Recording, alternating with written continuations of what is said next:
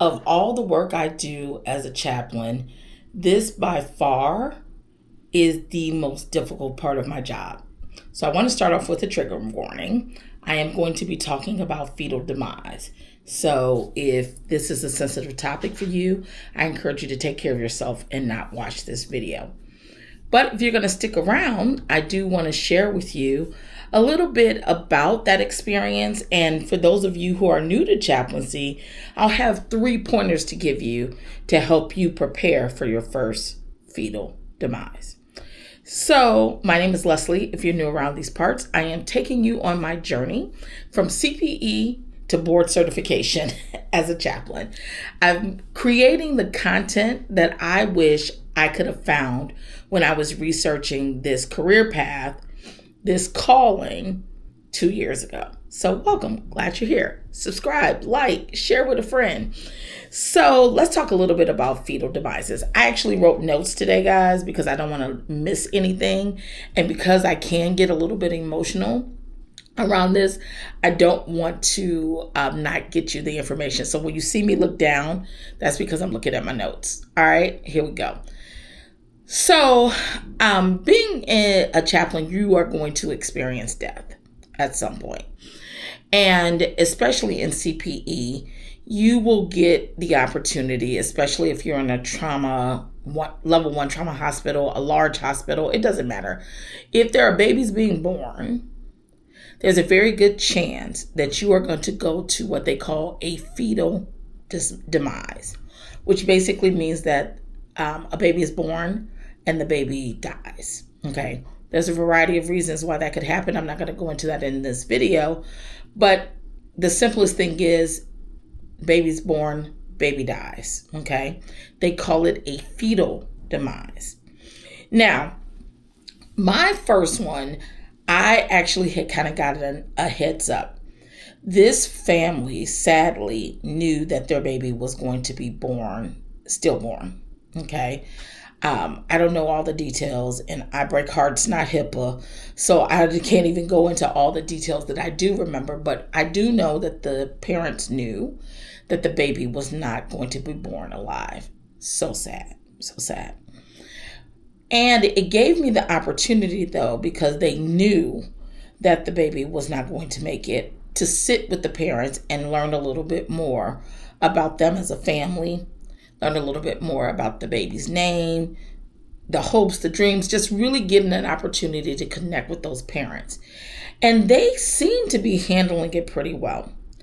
At the hospital that I serve at, we put together blessings. So I took the information like the additional siblings' names, the baby's name, all of that, and went back to the office and typed up a blessing. But man, was I nervous. I just kept looking at that pager. Every time it would go off, I'm like, oh, this is going to be it. This is going to be it. Because I was just so nervous that I was not going to be able to keep myself together during this process. Well, spoiler alert, I did not keep myself together. But it was okay. So when the page finally came, I walked into the room and immediately I saw the father just bawling. And he was holding the little baby. It was a boy. And he was holding the baby and he was just bawling. And immediately I started to well up. I started to cry. And I just had to say, Lord, give me the strength to make it through this.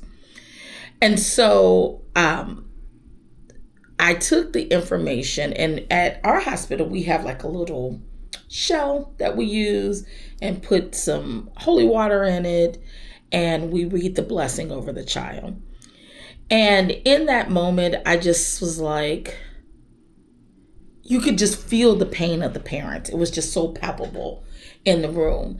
And in my mind, I just was like, Lord, I need to get out of here ASAP, as quickly as I can. Because all I saw was that little baby, lifeless, cold, and the parents crying. I just was like, ooh, whew, a bit much.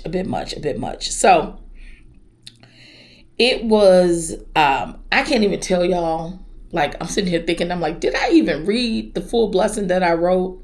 Or did I go into some extemporaneous prayer? I'm not sure if I did or not.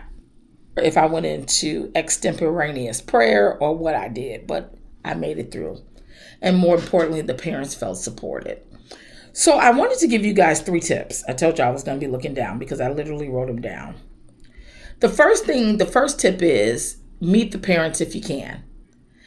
Obviously, that's not always the case. Sometimes it's an emergency birth or the parents are unaware that the baby's not going to make it. And obviously, there's nothing you can do there when you're called to the room.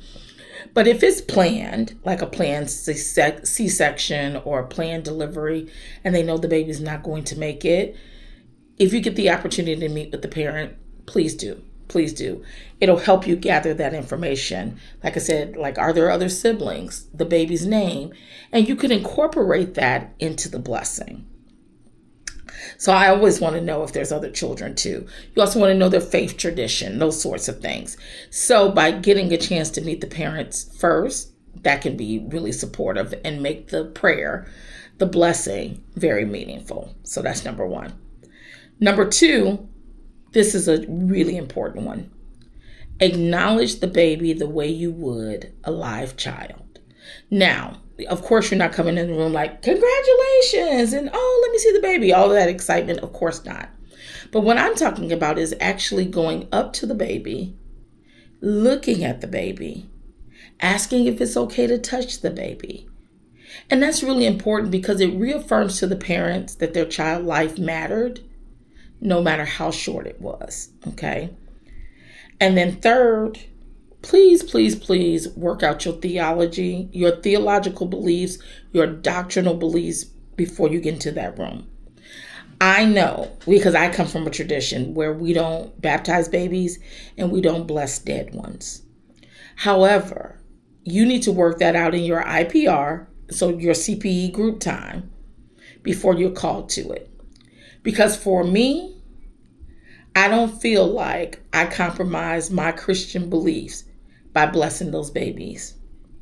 I provided comfort to those parents.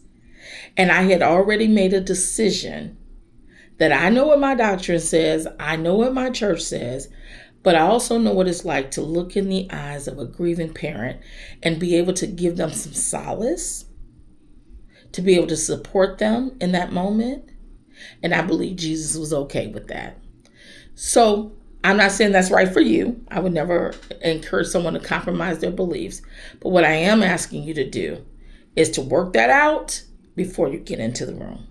Okay? Hopefully this video was helpful to you. I'm looking to see if there's anything else down there. Hopefully this video was helpful to you. This work is so hard, but it is so holy. And if you are someone who's lost a baby, my heart goes out to you because I know how hard that is. And so, yeah, guys, if you have questions, comments, cries of outrage, leave them in the comments. And until next time, grace and peace.